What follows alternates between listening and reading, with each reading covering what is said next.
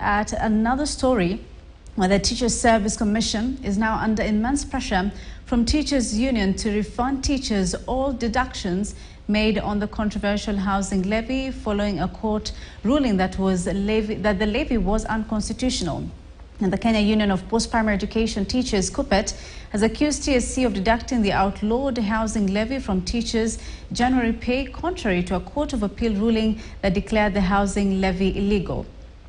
Right, of course, that is a story that we'll be bringing you in just a bit. But first, I want us to get into that conversation now on road carnage and road safety in the country. And in studio, I'm joined by Duncan Kibogong. He's the Deputy Director, Road Safety Programs, NTSA. Thank you for making time. Karibu, asante. And on Zoom online, we have Irina Morozova from Mombasa. She is the Director, Road Safety Program Communications for Vital Strategies. Thank you, Irina, for also making time for us. Right, just getting into that conversation, Duncan, let me just start with you. According to a certain economic survey that I saw, in 2022, 4,690 deaths were reported compared to 2021, which was 4,579 in 2021. Why do you think there's been an increase in road accidents in the country? Yes, I'll start. Thank you so much for inviting us to the studios, and we're really happy to share the message of road safety to Kenyans and to your viewers at large. Yes, the numbers you've indicated that last year we checked the statistics are last year we had, that's 2022, about 4,300 lives were lost compared to the previous year of 2022, about 4,600. Right. So yes, those numbers are quite high. Having one life lost, we always say, is one too many. So the numbers largely are high as that number, 4,000 plus, because of a number of issues. The biggest part of what causes road traffic crashes, and indeed the fatalities which go with them, including injuries, is how the road users behave on the road. And it is how we drive on our roads. Right. People speed. In fact, we always say the biggest risk factors relates to matters, road crashes, is speed. Speed is one of the biggest risk factors. Drink driving is another one, among as many others. So indeed, up to 80% plus causes of road traffic crashes are human in nature. What I'm trying to say is that it is behavioral, how we behave on the road. In fact, if you look at it critically, you're talking about 85%. So another 15% is caused by either the vehicle and the road. So how we behave as road users in general, whether you are a pedecyclist, whether you are a motorist, whether you are a motorcyclist, whether you are a passenger, whether and larger as a driver, really contributes to much of this. If you may have seen most of the crashes in the recent past, and our investigation together with the National Police Service have shown that it's much of the contribution of the crash is human, including people not planning their journeys well, and they drive, like the crash which you saw a while back involving a foreign registered vehicle was a case scenario of a behavioral playing a big part of it. So yes, the numbers are high, but we are working very hard with a number of parties and stakeholders to work towards reducing some. As I said, 2021, the numbers 2022, the last year's numbers compared to the previous year were reduced by about 300 or so. But we always say one life lost is one too many. Right. A life, even if it were one, will still insist and say that it is not acceptable. So, because that is not just a statistics. So it is a human being, they have a face, they have a family, and someone is alive. It's not just a statistic. So yes, the numbers are quite high. It's unacceptable, but it's a shared responsibility. It requires all of us to play a role, including the media here, and I'm happy to join you together with Irina from Mombasa to discuss how, as a human fraternity, as stakeholders of road safety, move forward. Thank you. Right. Thanks, Duncan. Irina, if you can hear me, do you agree with his sentiments when it comes to the causes of road accidents in Kenya, comparing the previous year, that is 2023, 2022, and 2021? Here I would start with the global WHO road safety report that tells us that globally, the number of deaths on the roads has reduced slightly from 1.3 million recently to 1.19 million last year. And why? Because the governments focus on what matters. They focus on the risky behaviors identified by WHO, and yes, speeding and drink driving are at the core of the problem. So focusing on these behaviors that contributes the most to road traffic crashes, leading to devastating deaths and long life injuries, that helps. Right. Right, Duncan, just coming back to you, do you think there's a problem with the infrastructure, the road infrastructure that we have in the country that sometimes maybe leads into these numbers or this highest number of road carnages in the country? Yes, as I said before, if you check, road traffic crashes is a factor of three, what we call, three issues. One is the fact of the road, and indeed, yes, they contribute a percentage. There's also the fact of the vehicle, and then the factor of the road user. So if those combine, then a road traffic crash. So in this case, as I said before, the biggest percentage is contributed by the behavior of the road user. But indeed, yes, we have roads in this country which we describe as high risk, or rather hazardous, and some other people want to call them that they have black spot areas. Right. So they do contribute, and as I said, 15% is both in the vehicle and the roads. So we have identified, and as NTSA and as government, we've been able to identify some of those areas which are called high risk and which have been known traditionally over time. And if you check the statistics, that we have high number of crashes and leading to fatalities. And those areas have been identified even county by county. And part and parcel of our plan as we move forward is that we have what we call the National Road Safety Action Plan, which we intend to launch very soon, but we've already begun implementing it. The whole idea behind this is to have focused interventions on some of those areas. So to answer your question first is yes, we do have some roads which have, are high risk. High risk means that the potential of a crash happening is very high. So we've identified those roads, and we're working with the relevant government agencies, the Kena, Kura, Kera, and even the county governments to work towards ensuring some of those are corrected, what do you call black spot treatment. So indeed, yes, that it has contributed. And just so that to add up to that is that we also have a percentage, probably between 5 to 10%, it being caused by the vehicle. Vehicles at times undergo wear and tear, and the chances of it contributing to crashes are, especially, for example, issues to do with braking systems failing and such kind of mechanical failures in the vehicle, which in the long run contributes to the crash.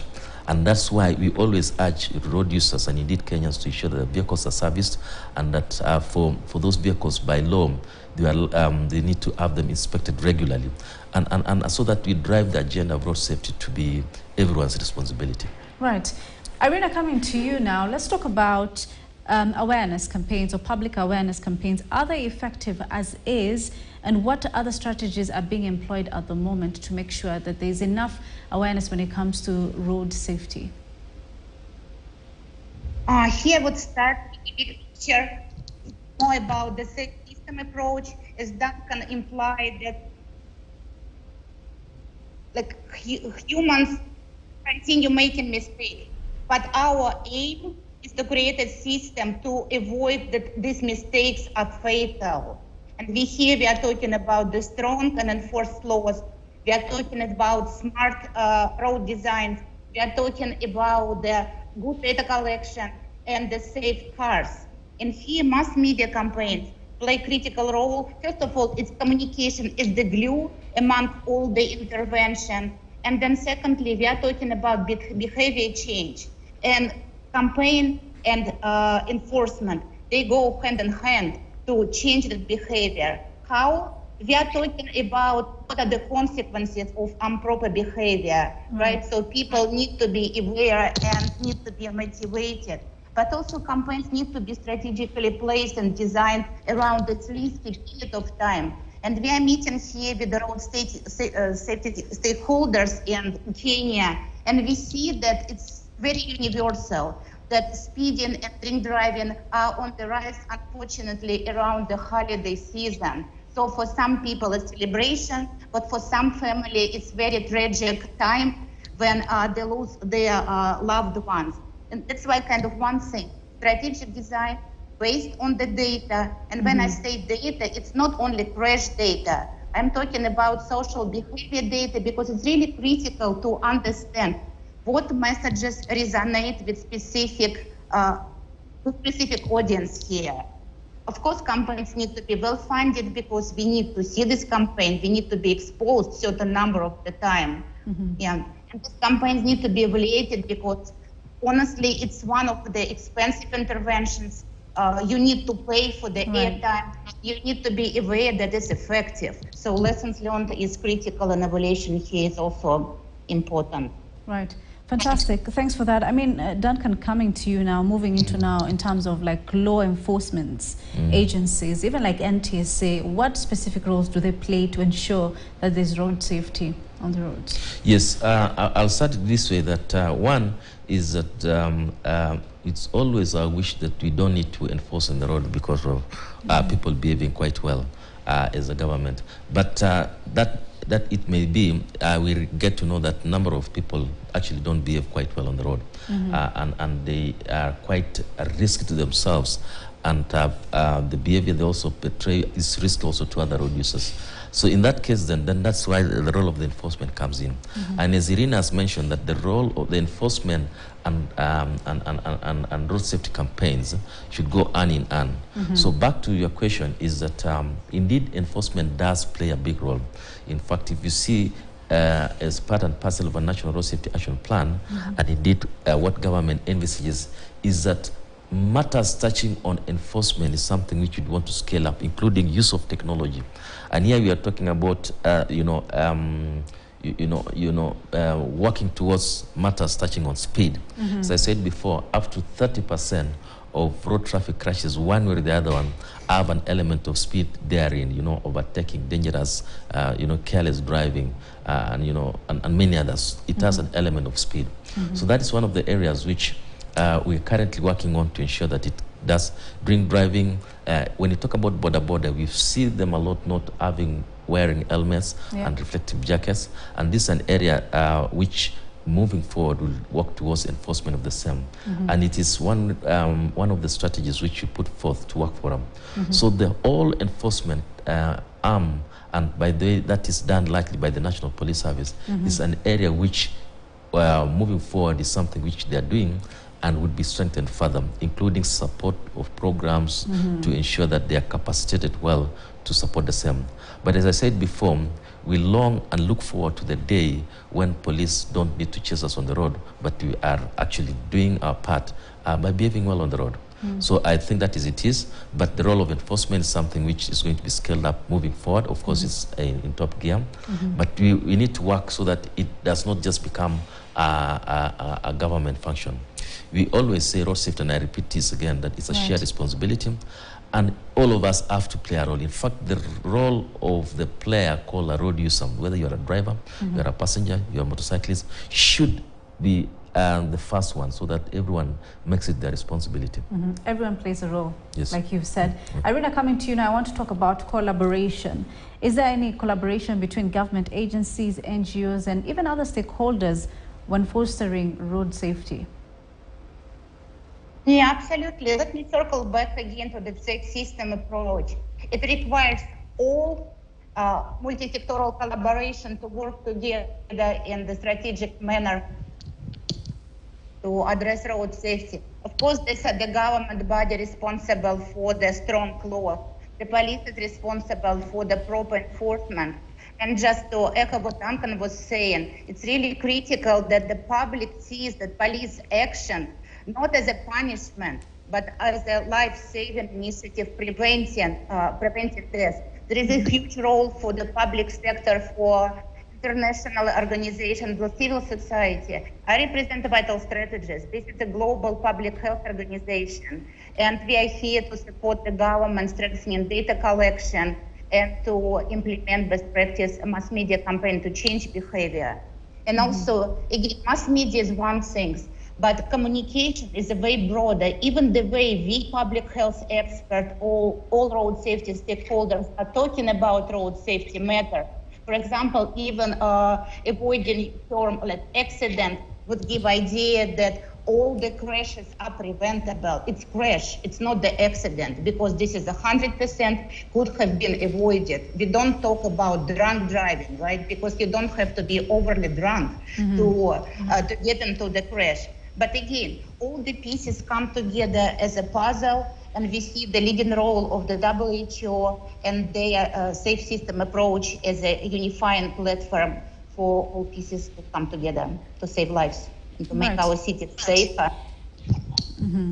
That question that I've just asked Irina Duncan, if you can answer me, since you come from NTSA, are there any specific collaboration initiatives between NTSA and government agencies? Yes. To start with, of course, NTSA is a government agency. We were established through an act of parliament about now 10, 11 years back. And the all is that we are supposed to be the lead agency on matters road safety. Right. Lead agency does not mean that that you play the role alone. Your role is to coordinate a number of stakeholders so that you drive the agenda of road safety forward, working towards improving road safety in the Republic of Kenya. Now, so as part and parcel of that coordination, matters collaboration, engagements, and partnership is one big aspect of it. In fact, if you check our action plan, as I said, Faria, that we'll be launching it in the next 2 weeks or so, is that the first and foremost strategy, national priority on matters road safety is partnerships and collaborations, because we reckon and recognize, and indeed it's a fact, that this is not one-man show or one Muna show, if I may use those particular words. It is everyone's responsibility. So that means the government has what their role to play, the private sector has a role to play. In any case, if you check the private sector, they are the biggest owners of public service vehicle. Almost 90% of vehicles flying on Kenyan roads, probably even more, are private owned, both for business or for private use. You know, they are owned by the companies and all that. The border sector is 100%, 99%, probably even 100% owned by private sector. So they play a big role on matters road safety. The role of the media is something I cannot emphasize more than what you are doing. Right. And so many other players. So indeed, and this is where Irina comes into play, that we do have a number of programs, and I'll mention a few, that where in Mombasa, for example, we have what you call a Bloomberg Philanthropies initiative for global road safety, whereby we want to work, and that is done on pilot basis with a view of scaling it up. And that's why we have partners like Vital Strategies, where Irina is part and parcel of, among is WHO, World Bank, and many others. So the role of every player is, and this is part and parcel of our work as NTSA, is to bring, and you see who does what, and you'll be seeing us here more often than not. And I hope you'll be inviting us every morning so that we discuss this. And indeed, the role, it is wide. So partnerships and collaboration is very key, and it's something we value a lot. Yes. Irina, coming to you now, you know, he's talked about the importance of partnerships, but I want to just get to know from you, are there any specific successful programs that Vital Strategies have put in place and it has actually worked? Well, yes, we work in 15 priority countries, and we see where the government are serious about mass media campaigns, for example. It contributes to change and risk perception, social norms, and motivates drivers to follow the speed limits. It's evidence that successful mass media campaigns have about 9% crash reduction impact. That means only with the well-planned, well-designed campaign, you can avoid almost every 10th crash. And we have a number of experience of working in the neighboring countries, in Uganda and Addis, very successful stories where drink driving campaigns had an immediate impact on reduced drink driving rates. And we are here in Kenya to share that experience, and we are looking forward to work together with the government agencies to implement this campaign and have a successful case of improved knowledge about dangers of speeding, and eventually change social norms about speeding, because eventually we hope that public sees that speeding as a deviant behavior. It's something unacceptable, kind of building this new road safety culture. Right. Thanks for that. I mean, coming to you now, Duncan, I want us to talk about education of road users, specifically the drivers. I mean, you've seen in the country, especially like matatu drivers or boda drivers, sometimes the way the cars are driven is not in the right, proper way. So are there any specific initiatives that have been put in place to give education and training when it comes to this specific road users? Yes, indeed, yes. Before the advent of NTSA, drivers were trained on a number of training schools or driving schools, and the standards, or rather the curriculum which was existing, or rather being used, were quite varied. So if you go to driving school A, what they teach you in terms of practical or theory is different from B and all that kind of thing. So as part and parcel of our mandate is that we develop, and working with stakeholders again, we develop a new curriculum which is standardized and indeed tells us who does. If you are a driver of motorcycle, you're supposed to have this number of training per hour, this number of hours for practical and theory, and subsequently subjected to a test. So, and it goes on and on and on. So we have a new driving school curriculum which you're subjecting the driver. So that is one of them. Right. But as I said before, especially in the border sector, we agree that majority of the people out there who are riding motorcyclists, some of them have not gone to any riding or driving school, for that matter, for purposes of training and subsequent licensing, so that they understand the basic highway code, the rules which govern. Why do you keep left? Why do you have to put on a helmet? Why do you have to, all, and this, the curriculum really states that. So that is one of the areas, so more or less the formal way of training for purposes of licensing, so that now you become, the norms of that particular profession. So that's one of the area which we are currently working on with. And that's why you see that in a month we have 20,000 plus drivers being licensed in this country after they've been subjected to driver training. But that is not enough. We still find drivers out there who have a license and they've gone to driving school, but the behavior is still not quite good. Right. And as part and parcel of our work, and indeed for everyone else, is that we coming up the programs and work with partners like Vital Strategies, is development of a communication, and education of the members of the public to motorists, to drivers, and for, in particular for drivers, so that they behave well on the road. And that's why there's all that aspect of road safety messaging and touching on the major, what do you call the risk factors, as I said, like speeding, amongst others. So those are some of the programs we'll be doing. Some of them are done like a studio like this for purpose of information, but hard-hitting messages which are supposed to go out there is something we are currently working on.